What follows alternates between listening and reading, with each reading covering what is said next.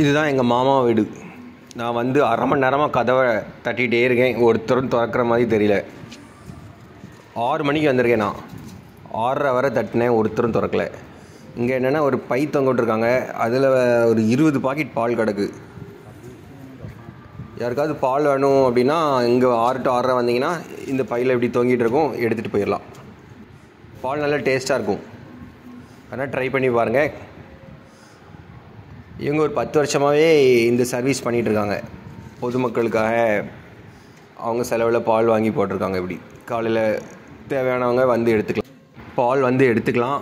Address வேணுங்கிறவங்க என்கிட்ட கமெண்ட்டில் கேட்டுக்கோங்க, அட்ரஸ் கரெக்டாக உங்களுக்கு மெசேஜ் பண்ணுதேன். நம்ம சேனல் பார்க்குறவங்க மலேசியா, சிங்கப்பூர், துபாய் எங்கே இருந்தாலும் சரி, இந்த பால் எடுத்துகிட்டு போகிறதுக்காண்டியாவது வாங்க. கட்டாயம் டிக்கெட் புக் பண்ணிவிட்டு வந்து ஒரு பாக்கெட் எடுத்துகிட்டு டேஸ்ட் பண்ணிவிட்டு எப்படி இருக்குன்னு கமெண்ட்டில் சொல்லுங்கள். Okay, by.